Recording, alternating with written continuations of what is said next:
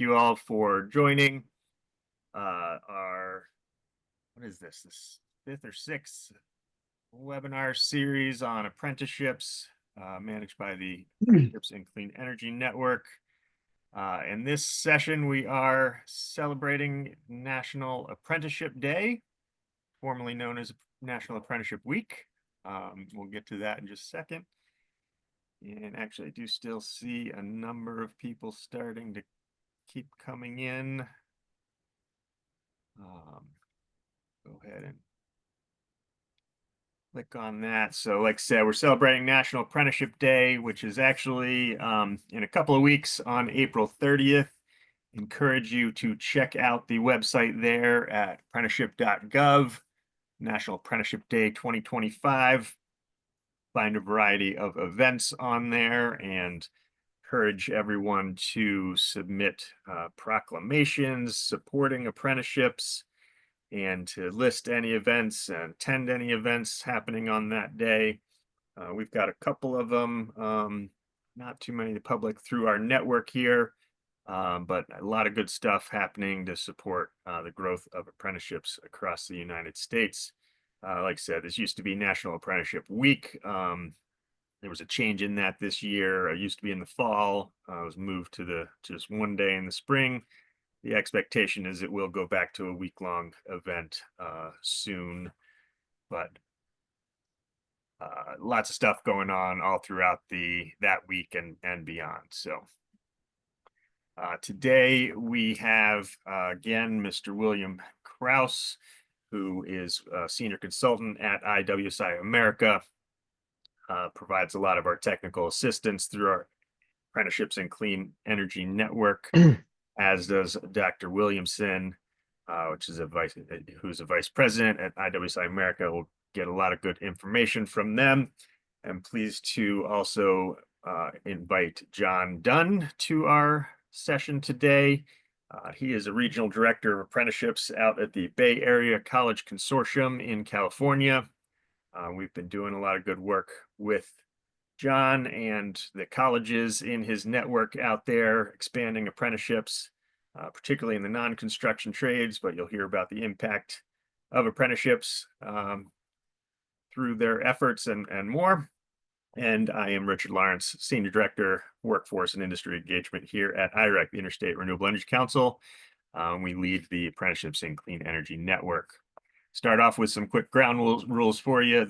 We do have closed captioning enabled. If you check, usually it's bottom of your screen, wherever that toolbar is, you can find that closed captioning button, enable that, and get some quotes put up there for you.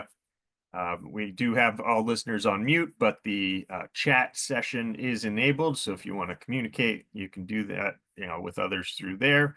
But we also have the Q&A button open there. So again, on your toolbar down at the bottom, encourage you to use that Q&A tab. We'll try to respond to questions as we go through the session and hopefully have some time at the end. We've got a lot to cover, though. I am going to try to go through my quick opening slides here pretty quickly. We are not accepting any of the AI bots recording the session, but we will have a recording for your review. It will be posted on our website and will be distributed out to everyone due to we'll usually get it out early next week. The Easter holiday, Good Friday holiday may impact things a little bit. I know we've got a few of our comm staff out, so apologize if there's a little delay on that. We'll have that up on the website. You'll be able to reference that.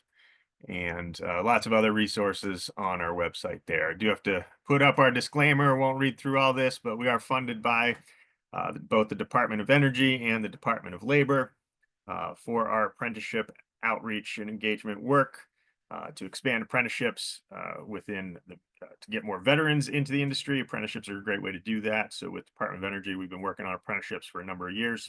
And we are the intermediary with the Department of Labor under contract.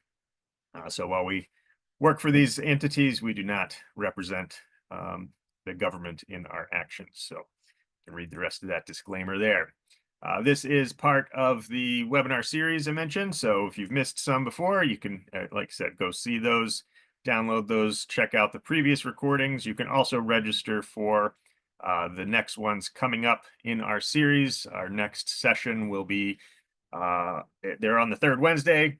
I thought I had next session is that third Wednesday next week. I think we've got a slide on that later on. So this is, like I said, a part of the Apprenticeships in Clean Energy Network. This is our contract with Department of Labor to be the industry intermediary for the clean energy industry. IREC leads that and works closely with a number of trade associations and other partners on this project to expand apprenticeships and provide technical support for that, primarily focused on the solar and energy storage industries and the building performance, energy efficiency sector, but support companies all across the industry from wind to hydropower and other sectors as well. So here to provide support to you. We encourage you to connect with us and can help you navigate the apprenticeship system. We do that through a lot of outreach and engagement like this webinar here. A lot of other resources on the website that we have for you. Following on that outreach, if you're interested in support, we've got free technical support to help you with a wide variety of challenges you might be running into or decisions you might be making with regard to apprenticeships, and help you understand that process and navigate it different state by state.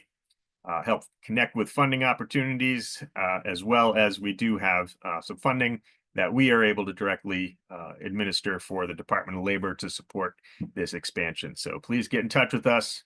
And again, you'll get these links in the recording. One of the resources we do have, want to point you to is a national guideline standard for apprenticeships. We put this out a few months ago. And this is the first one here is for the construction craft laborer. That's one of the most common occupations used in the construction of these renewable energy projects, really of any type. And we're currently working on the electrician framework. We know that's one that a lot of employers need to use as well. And a number of others are in the work. These provide a guideline, a framework for you to adapt locally to your business needs and potentially state requirements. And again, we can help you navigate that process if you're interested in any of the occupations here, but we've got that resource for construction laborer right now. A lot of our resources are on this website, greenworkforceconnect.org. It's a real central hub for clean energy workforce development, serves as a resource for job seekers, as well as employers and other educational institutions and community partners related to the workforce system. Lots of great resources on there. Started off with our weatherization programs, but we're expanding that to solar and other technologies. We're adding a lot of obviously the apprenticeship resources into that. And we're actively trying to expand our directory of apprenticeship programs. So if you have a program, you want to get that listed on a directory, please reach out. Let us know. We can help connect you again with job seekers. If you're looking for a related instruction provider, you can find that there too. So lots of good resources. Today, the session was focused on kind of building out your program standards, but with the National Apprenticeship Day, we've modified it a bit and added a lot of content in talking about the history of the apprenticeship system, and it really gives a lot of context to why apprenticeships and where they've come from and sort of where they're going and sort of how to create standards today in that environment. So turn it over to Bill to take it from here. Thanks. Thank you, Richard. I appreciate that. And welcome, everyone. Today, we're going to actually cover some very interesting and historical aspects of registered apprenticeship, all leading to the discussion towards the end of where do we go from here. And the important part about this is apprenticeship didn't just happen. It happened because of needs of a workforce, needs of society, and of different times of the life cycle of the workforce and of our countries. We are going to look at both the United States, and we're going to look at some of the European countries and how they developed apprenticeship programs. And we're going to look about the workforce, the global growth of apprenticeship. Dr. Williamson is going to talk a bit about the apprenticeship system with a good focus on one of our heroine, Frances Perkins. Then we'll talk a little bit about, of course, the benefits of apprenticeship, what it means to an employer, what it means to the school systems, what it means to society, and to the workforce. And lastly, and we're very, very lucky to have John Dunn with us, we're going to talk about what programs look like today and what we can expect them to look like tomorrow, giving us both the consistency, the integrity, and the flexibility to meet the needs of the global market and the workforce. Slide.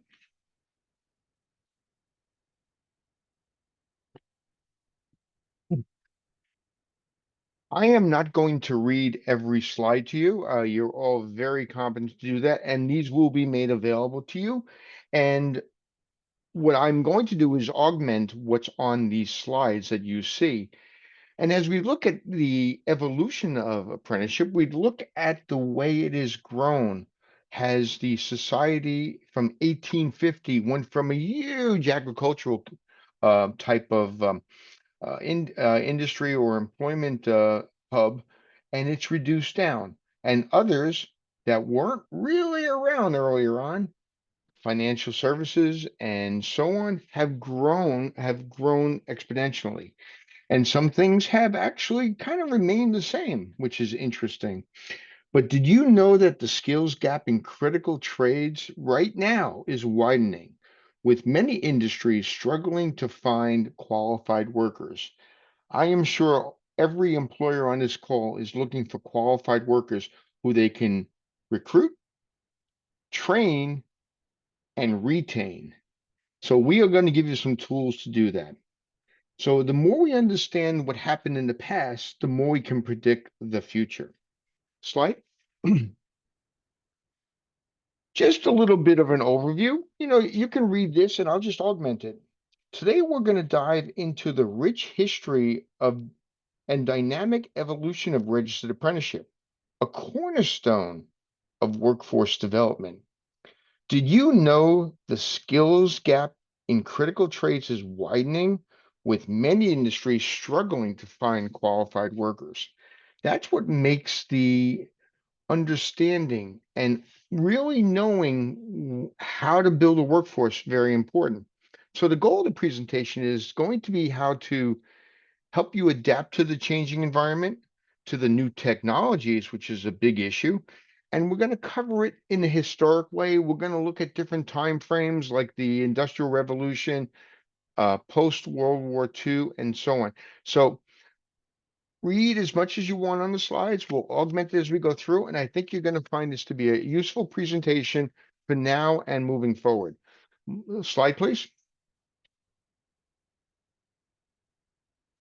Long before formal education, skills were passed down through direct mentorship.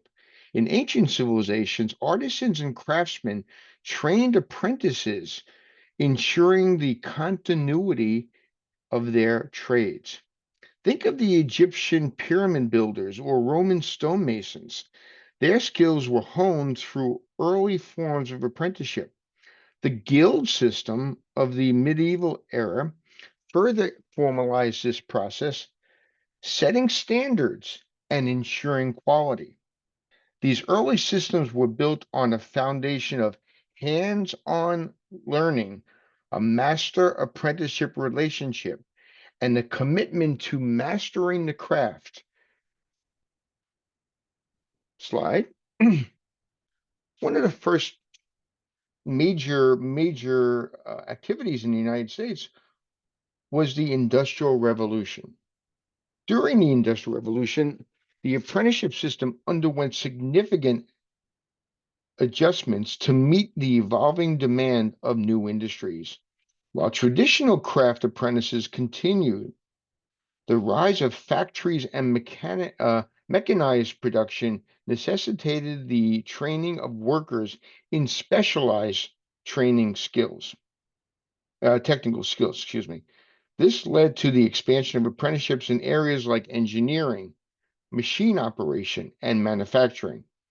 All through the industrial environment often resulted, although the industrial environment often resulted in harsh working conditions, apprenticeships remained a crucial method to transferring essential skills and knowledge. And however, the nature of these apprentices began to shift away from the more traditional domestic model towards a system that could supply the growing factories of skilled labor. Slide. I love this slide. Isn't this a wonderful slide? Throughout history, the evolution of apprenticeship has been directly tied to the changing demands of the workforce. As societies and economies have evolved, so too has the way we train skilled workers. From the specialized craftsmen of ancient civilizations to the factory workers of the Industrial Revolution to the modern tech and healthcare professions, apprenticeship has consistently adapted to meet the needs of the times. Here's a progression of the workforce. Ancient workforce, you see that. You have the agriculture, the backbone of the ancient economies, where most people engaged in farming and animal husbandry. The specialized roles, societies like Egypt and Mesopotamia had artisans, builders, and scribes reflecting early divisions of labor. There was slavery in ancient civilizations such as Rome and Greece. You had the Industrial Revolution, the shift to factories, the introduction of machinery moved labor from farms to factories, creating urban industrial centers. And of course, there was creation of new jobs. The working conditions were tough in the early days. Long hours, low wages, and in some cases, unsafe environments were pretty common.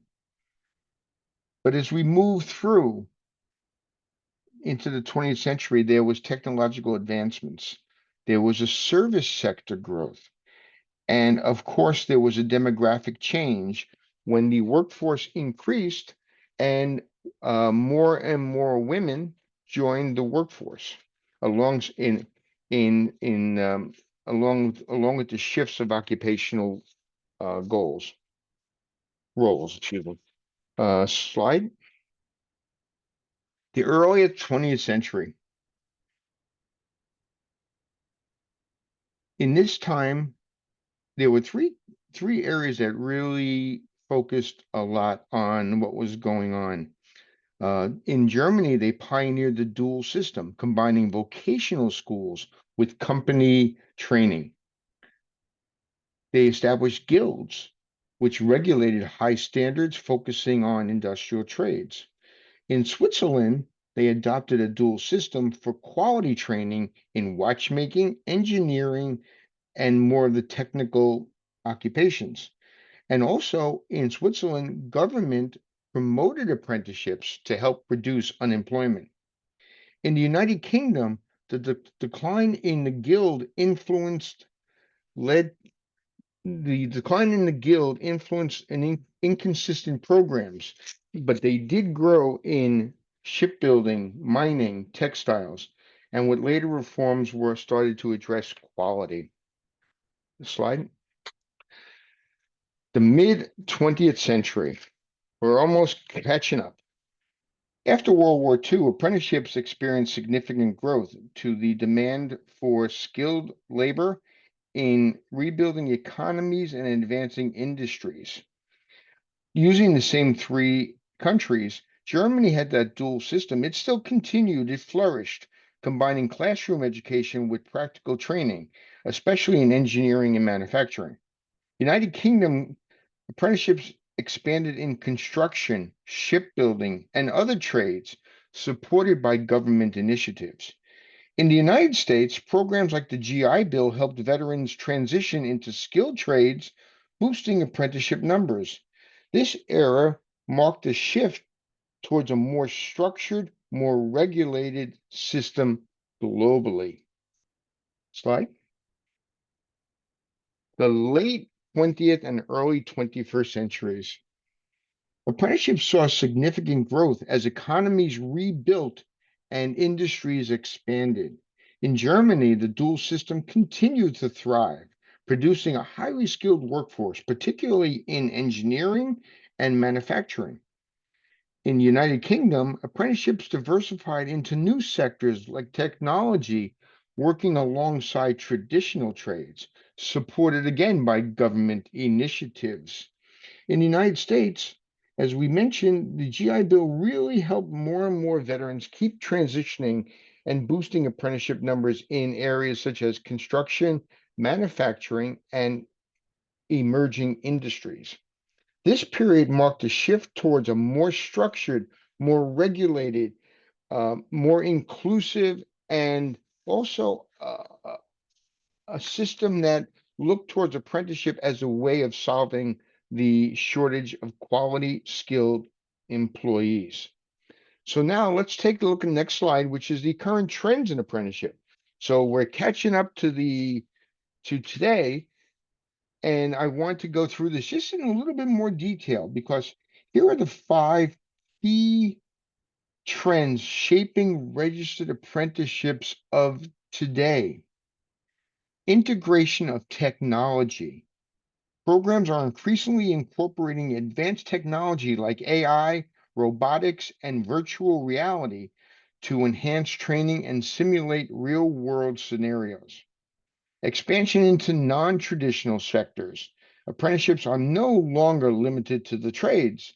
They're growing in the fields of IT, cybersecurity, green energy, increasing access to all. Efforts are made to attract underrepresented groups into all of these occupations. We want everyone to have an equal opportunity to be able to access these very significant programs. More and more focused also on the employer-driven models. The employers are taking more of an active role than ever in designing and implementing apprenticeship programs to meet specific industry needs. And that includes technology, that includes the mobility of the workforce, also as the workforce ages, some of the considerations, and it also set up hierarchies. These trends reflect the evolving nature of apprenticeships to meet the current workforce demands. And this is a global push. The system is being used across the globe, and more people are being able to access opportunities to help employers compete in the global economy. Slide.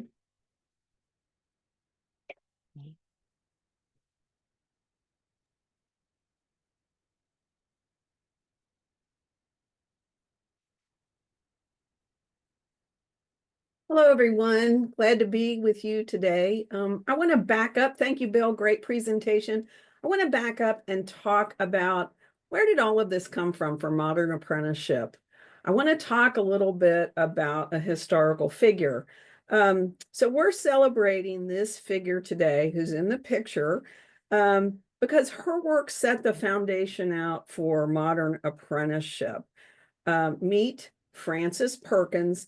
This person was incredibly driven, and she was just absolutely tireless. She was known, so she went to Holyoke College in Massachusetts, and she was known as the Perk, and I think that's very apropos. Initially, she majored in chemistry. She was a classroom teacher. So a lot of turn of events for her that led her into a major apprenticeship role as Secretary of Labor. Starting at the college, excuse me, her economic history professor assigned them to tour the students of the college to tour the mills on the Connecticut River and its many tributaries. And there were just a variety of mills there, paper mills, canvas mills, twine mills, all different kinds of textiles. Well, Perkins took the tour and she was absolutely struck. She was mortified, to be exact, and says so in the memoirs.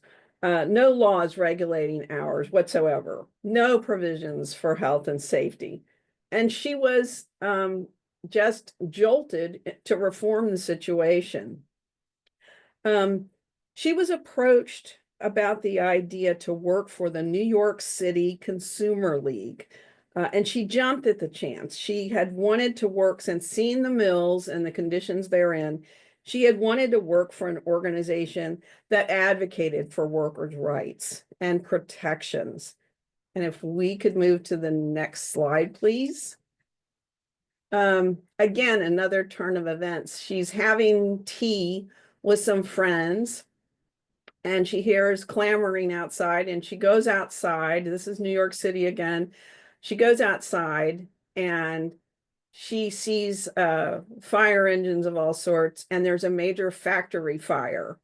And so, excuse me, most of the folks who worked at the Triangle Shirtwaist Factory were very young women. The fire was on the 8th and 9th floor. I understand now from colleague Bill Krause that it's part of NYU, but the fire spread very rapidly due to very unsafe conditions. So doors were locked. There were inadequate fire escapes. There were no sprinklers. The firemen had very short ladders, so they couldn't reach the floor. So Perkins is on the ground level, obviously watching this, and she sees 47 women jump out of the windows to their death. This was a very short-lived fire. It was 18 minutes in duration, but 146 women who worked at that factory succumbed. So as a result of this, there was a committee on safety established.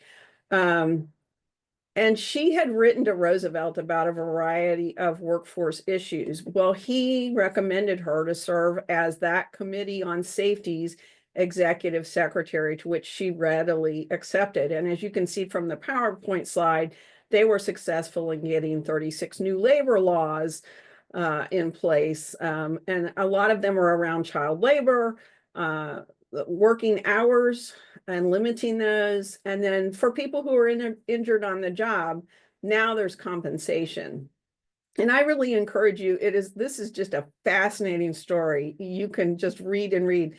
So there's the Perkins Center, the FDR Library, and the Columbia University Library all detail this, and it's well worth your time. If I could have the next slide, please. So in 1932, Franklin D. Roosevelt asked Perkins to serve as the Secretary of Labor. And the other thing that's going on is at that time, apprenticeship programs aren't really heavily regulated up until 1934 or so. So one of the first things that Perkins did as Secretary of Labor, excuse my cough, was to form a federal committee on apprenticeship. So here's this woman, you can see her in the picture. She's the only woman in the picture, and she's really pushing this, this apprenticeship idea. And so what she asked the committee to do was to develop federal policies regarding apprenticeship. And so in 1937, Congress passed the National Apprenticeship Act, which is also known as the Fitzgerald Act. And so what did this do? So our standards started with Perkins' effort with this national committee and the congressional passage of the National Act. But it was subsequently amended to include things like protecting the health, the safety, and the welfare of the apprentices. And of note, there are 4 cabinet secretaries who have this kind of track record, but you can see in that bottom statistic, she held her position as secretary from 1933 to 1945. So she was in it to win it, as they say. Next slide, please. All right. So in the last slide, we talked about the act, the Fitzgerald Act. Well, who was this guy? So he was the son of Irish immigrants, and he worked in a foundry as a molder. And I believe, and I think the literature on this was correct, he made animal feed molds out of steel. And he worked there in that capacity for a really long time, 26 years. And he was ultimately the foundry superintendent. So he held various state and federal positions as well. And he was ultimately elected to Congress in 1937. And what he did was he took his knowledge of work in the foundry and what that was like to DC. And that helped catapult, which is why he's so famous, that helped catapult the National Apprenticeship Act. Next slide, please. All right. So we have this really rapid growth in apprenticeship programs that you heard Bill talk about earlier, and you can read the stats there. But look at the growth. How do we keep this going? How do we keep climbing? How do we keep growing the apprenticeship program? So we have 350% growth since the passage of the act. So keep that in mind. Now, you're on this webinar to engage with us and get help on growing your own apprenticeship programs, but also growing others. So part of the deal is we give you tools to help you do that. So next slide, please. So one of the things that we're about as we talk to parents, to schools, to businesses, to apprenticeship programs is myth busting for the modern apprenticeship. So one of the first things you'll hear is, oh, those wages are way too low for apprenticeship, right? But in fact, when you look at the Department of Labor site, you can see the statistic there. The average starting wage is above $80,000. And let's just do a comparison with non-apprenticeships. So the average wage for a US worker in 2023 was $66,000. So that's a difference. I would also encourage you on this particular statistic to look at the 2012 Mathematica study about the longevity of an apprentice and what they earn over the course of a lifetime. It's well worth your time to look at this. All right, let's go to the next slide and look at myth busting 2. So apprenticeship is confined to the trades, and Bill talked a lot about this. So non-traditional apprenticeships are actually exploding in the United States. And he mentioned IT, healthcare, green energy, teaching, and many, many other fields. So what's the data on that? So in 2021, excuse me, approximately 25% of new programs were in a non-traditional, non-construction sector. And this is significant because between 2008 and 2017, that number hovered around 16.6%. So you can see this rapid growth. And I think it's just going to continue to grow in the non-traditional sectors. All right, next slide.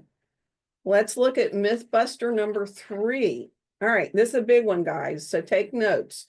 Modern apprenticeship is a drain on business. Fact, not true. So there's a lot of studies. You can look at my colleague, Dr. Robert Lehrman at the Urban Institute, who's published a lot about this. The most recent study that I could find that I think y'all ought to look at, y'all, did you hear that? Don't ask. A 2022 study by ABT Associates, they found that for every dollar that a company invests, $1.44 is returned. And Dr. Lehrman had written earlier, he says $1.47 is returned. You'll see some data that says for every 100 invested, there's 130 returned. So that is your Mythbuster. I put some resources there so you can follow that up because that is a question that we get a lot. So, all right, let's look at number 4. All right, it's just limited to the daggone technical skill building. Not true. Apprenticeship programs use mentors. We have a lot of literature on this and other coaches to assist in the development of interpersonal skills so that somebody can be successful throughout the life of their career. Programs do provide real-world experience as apprentices interact with their colleagues. They learn how to collaborate. They learn how to engage in really meaningful communication. They engage in problem solving, and their emotional intelligence develops. Next slide, please. Excuse me. Finally, myth busting tool number 5. The apprenticeship program is way rigid. Not true whatsoever. Again, fact. The apprenticeship pathway is designed to be flexible and meet the needs of not only the apprentices, but also the businesses. And so with that, I thank you for listening in. I hope it was useful to you, and we'll turn it back to Bill, and I believe he's going to introduce John Dunn. Thank you. Real quick question, Deb, while we're moving into this, there was a request for the link to the wage study. If you can find that, put it in the chat. Absolutely. Thank you. Well, thank you, Deborah.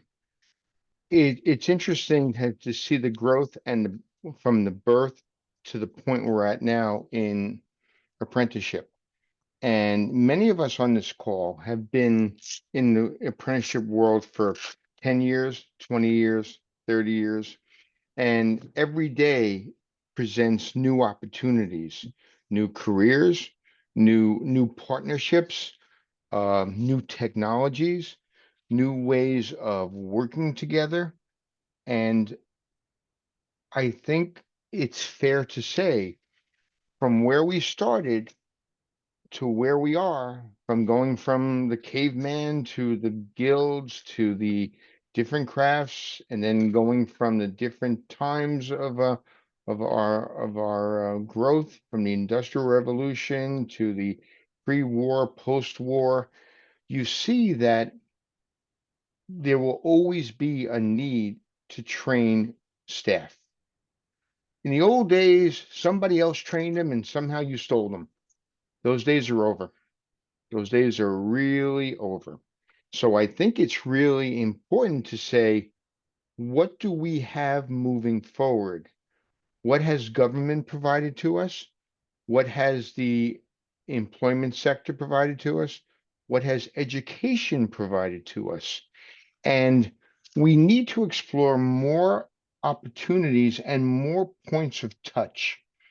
Where are we when it comes to working together to ensure that the registered apprentices of today are receiving both the expertise and the guidance of a mentor and the infusion and the incorporation of latest technologies that could be learned from the educational foundations, the technical colleges, the community colleges, the high schools, the CTEs, from proprietary schools, and of course, the employers themselves are a font of information. So we are lucky enough to be joined with John Dunn, and John is really the individual who can help us better understand that the school system, the education system, the related instruction system needs to have a better handle on what you need as an employer. And you as an employer need to know that these schools are available to you to help grow your workforce.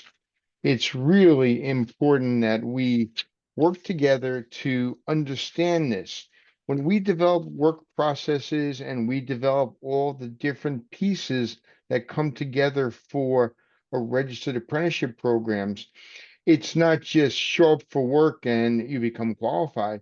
It's come to work, learn, get skilled, transfer technologies, and move things to where they need to go. So I am really pleased to introduce John Dunn. John has a tremendous amount of experience in setting up programs, in actually doing the detailed work to make programs successful, and how to meet the needs of the employer. And at the same time, ensure that there's a solid labor force coming through the school systems to help employers meet the needs of the global economy. John, do you want to jump in there and let's talk a little bit Sure. about how it's come together and how it's progressed from, two guys with a rock to where we are now. I'm visualizing too many bad movies of cavemen when I do that. Most of them have your face on them, Bill. Um, so I'm Yeah. John Dunn. I'm the regional director of apprenticeship for the Bay Area Community College Consortium. So we've got 28 community colleges from Santa Rosa, Napa, through Oakland and San Francisco, all the way down to San Jose and Monterey and Salinas. So I work with all of them to support their existing apprenticeship programs, help them work with employers to create new programs. And so with those 28 colleges, we've actually broken our area down into 5 subregions because there's different economic regions even within our area. And California's got 90,000 apprentices right now. I just checked that. That's the current live number. We've got probably 25 to 30,000 in the Bay region. Most of those are in the building trades, as you might imagine. We've got some very good building trades programs that I worked with in the past and previous, jobs that I've had. But Bill mentioned using RTI and the importance of that to create integrity, consistency, and flexibility. I think I wrote that down right when you were talking about it earlier. And what I try to explain to employers and also parents and the students in our colleges is that if that the apprenticeship is not a dead end, that there's integrity in that educational model that we need to do more of, that an apprentice in California with utilizing our community college system gets college credit, especially in those areas and those occupations where that's important for career growth. But at the same time, we have RTI providers outside of the college system that provide the same kind of uh, highly needed classroom instruction in areas that don't necessarily need a college degree to be successful all the way through. And I'm a career tech ed teacher. I'm a former high school teacher, so I agree that we don't all need to have 4-year college degrees. That's not. I don't think we should be going that direction. And Switzerland certainly figured that out 30 years ago when they kind of reorganized their system. This little thing behind my left ear behind me is my grandfather's apprenticeship completion certificate that we luckily found about 6, 7, 8 years ago, and it's from 1927. And he was a machinist for the Atchison, Topeka, Santa Fe Railroad in the Bay Area. So apparently I'm supposed to be doing this. He was able to have a long career as a machinist that got through the Depression, got through World War II, building ships in the Bay Area, and into, my dad and my uncle, having a family. So I think that it's important to have that solid RTI. One of the things that we're doing in our region is working with employers. Looking forward, we're talking to manufacturing employers, aviation, where we've gone away from apprenticeship and we're hopefully going to bring some of that back into the region. Autonomous vehicles, and the technology around those vehicles in the Bay Area. We've got a lot of interesting tech, and we need good related instruction to support that because these are technical jobs in many ways. And you do need more classroom instruction than you might think sometimes, just for the practice and the lab work, so that when they do get onto the shop floor or the production line, that the apprentices are productive and safe and add value to the employer's bottom line. Deb talked about kind of the return on investment. We've seen that number. It usually floats around that $1.40 to $1.50 kind of number, which is great. We know that from Bob Lerman's research and other research that an apprentice in a solid apprenticeship program where they're getting, the classroom instruction and the on-the-job training at the same time will become more proficient and more safe. I keep saying safe because a lot of the technical programs that we see require some good safety, but they'll become more proficient more quickly, and then over time they retain that proficiency, and they're a better value to the employer. Within our region, we've got 28 colleges. We've got probably 7 to 8 to 9 to 10 more RTI providers in different areas, and intermediaries also. So I do want to hit on the consistency portion of what Bill talked about. We leverage a lot of intermediaries where we can, because those intermediaries bring skill sets and information and experience from not just our part of California or our part of the country, but from other states too. And that consistency really helps us to create a regional approach to apprenticeship training programs that we can share amongst our colleges and amongst the employers in the region. I don't want to do a one-off every time with an employer.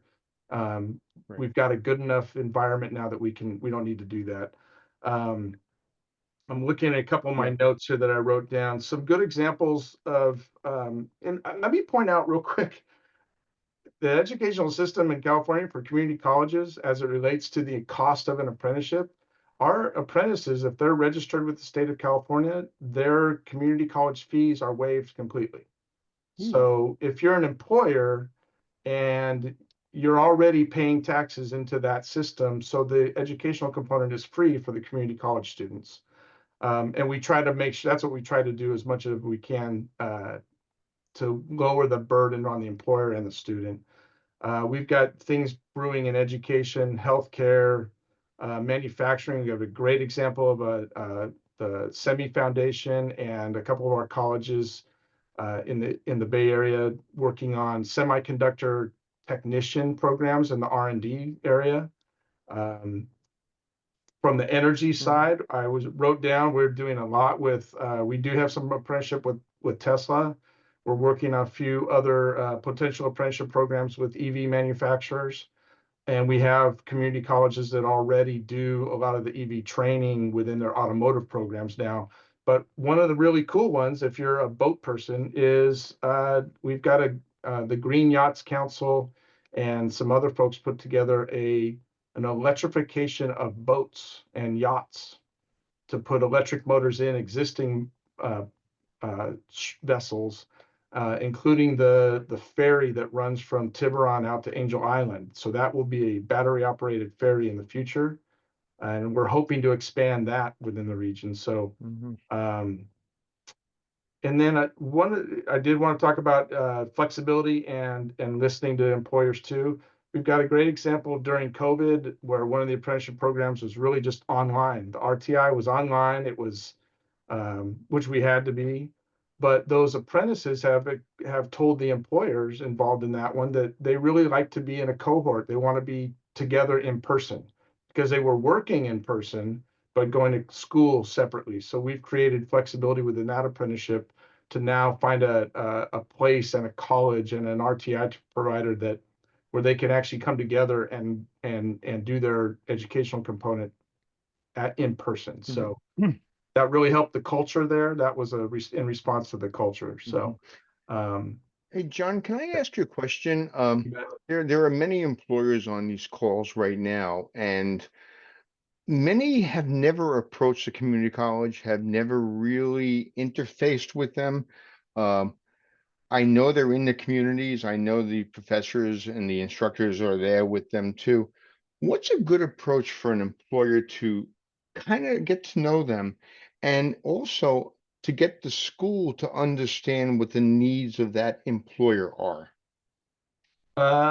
There's as many ways as there are colleges, probably. Unfortunately, I wish there was an easier way to say that, but within, at least in California, in our region, we have regional directors like myself that are point people. It's hard to find us sometimes, and I understand that. I would recommend an employer that if the employer is part of an employer association, like the Bay Area Council, for example, we do a lot of work with the Bay Area Council to make that connection. Ask questions of those associations of which community colleges do you work with and who should they call. If you want to do digging into the actual community college website, you can dig in and find the dean of workforce development or something similar to that. Reach out to them, but it's not simple sometimes. No, do these deans also have like economic development funds that some of them do? Not, because I know some schools are involved in the economic development world too. So do they also stay in, can they also assist the employers there? Yes, they will have different grant opportunities depending on where the grant comes from that might flow directly to the college. Mm-hmm. And in other ways, we'll work with our local workforce development boards. In California, we've got a lot of high road training partnership funding and other apprenticeship focused funding from our Division of Apprenticeship Standards that flows differently, but we all work together to somehow blend that into a package that hopefully the employer doesn't have to think about too much, that the college can think about it. And you mentioned about California. I do know that there are other states like Georgia or Florida that also offer that waiver on the tuition. So I would say to people on this call, if you're interested, we can do a session just on the types of tax incentives and uh, educational incentives that are available to employers who are hiring and utilizing apprenticeship. Right. Our last Okay, question. real Yeah, quick here. There is a question in the chat about that, and I know we're getting towards the end. So, yeah. why don't we Yeah, I jump can hit in? that real quick. Yeah. We have an intermediary called Launch Apprenticeship that is affiliated with the community college system that came out of a regional director position like myself. But from my role, each of these intermediaries many times brings a different experience and within occupational areas or industry sectors. So my job is to, when a college or an employer would like to have an apprenticeship, I try to match make in a way an intermediary when possible and when they're if they're interested, and explain what an intermediary is in general. The fees are paid because we flag them as an apprentice, and they just waive the fees. They don't even have to pay the fees going in. School funding wise, that it was actually already in the legislation in a way, and we just had to clarify it. So it was not that difficult in California. Our fees are $46 per unit, so they're pretty low compared to other states too. I have one last question. In some cases, the employer is maybe a small or maybe just getting started. Do your community colleges out there sponsor programs where an employee can come and have the school work with them to get the program established locally? We're getting to that point where we have Well, a much more mature ecosystem to allow that kind of centralized regional or sub-regional effort around certain industry sectors. So we're getting there. We're not completely there yet. And I'm looking up at one of the I questions see there. that, yeah. Turns out most of the electricians and HVACR techs, sorry, we do, Foothill College has an associate's degree for the local plumbers and pipe fitters. Many of most of the Northern California carpenters get community college credit through American River College. So a lot of our California building trades do get community college credit. And I'm hoping to expand that as much as possible, because having seen the classroom instruction that goes on at the building trades, those are rigorous, difficult courses, especially in math and electrical and mechanical engineering. I totally agree. It's not easy, and I probably would have learned algebra a lot better if an electrician would have taught me, honestly. So yes, we're doing that. Great. Richard, back to you. All right. We get all the questions. Definitely open it up here while we've got John and Bill still on. If there's any other questions, otherwise we got maybe time for one or two more. We did have a question about Colorado in the chat, not the Right. Q&A. I'll take care of that right now. Go ahead. I know, I mean, I'm going to post the information right now in the chat. Okay, Of what So they yes, offer. certainly Yeah. there's lots of options in Colorado, and we're working with a number of programs there. Right. Let me just pop up my share screen here again. And back on video. So in summary, you from Let's see, did that just go there? Yeah, all right. So summary, as we saw, apprenticeships have a rich and enduring history, covering all occupations and kind of evolving as the industry of an area changes over time, and adapting to the employer needs, even today. So the new innovation integrated into these new programs, new occupations being developed. I will say, certainly our work, as you get into the construction trades, they do tend to be more traditional, and we refer to them as traditional apprenticeship programs there. And while there's still flexibility to meet employer needs, there is also that, that longstanding kind of history that you need to fit in and maintain consistency, so that the graduation of that program, means kind of the same thing that it has, that you've got these qualified workers once they complete these programs. Do encourage you again to connect with us if you need any support.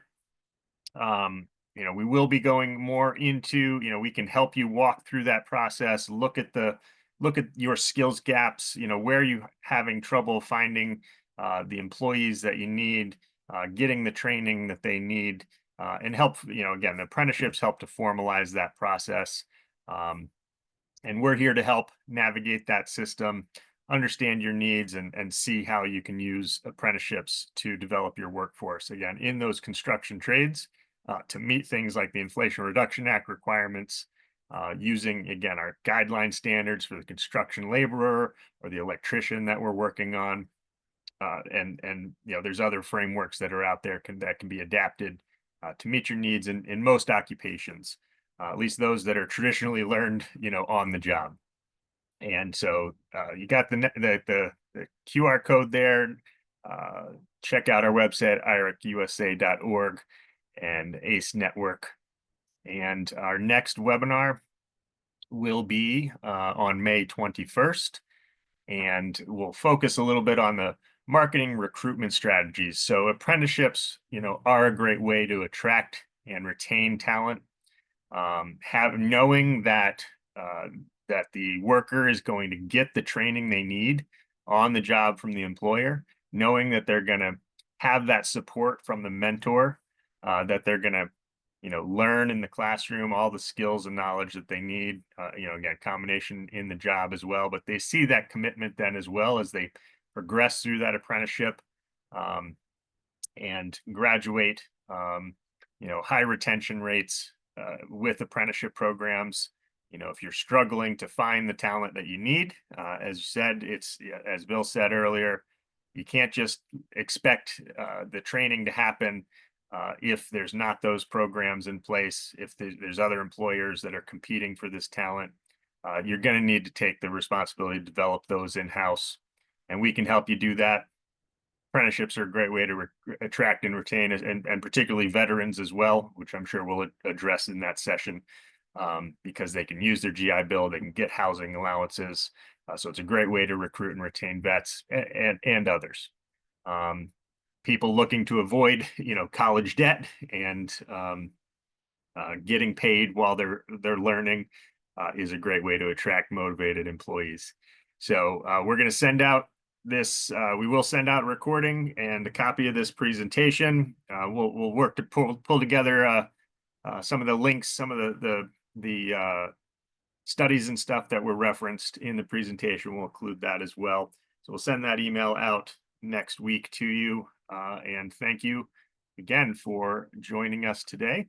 And please connect if you need any more support. And we'd love to hear, again, if you do have an active program, we can help you support that with that recruitment and retention, connecting with partners for pre-apprenticeship pathways, and even potentially the college credit option that was discussed earlier, where they can earn some college credit as they're progressing through that program. There are several colleges that have that available, and we can help you with that, again, as a way to attract and retain those apprentices. So appreciate all your time. Thank you to the presenters. Thank you, John, and of course, our colleagues at IWSI America. and have a great week, and we'll see you next month. Thanks.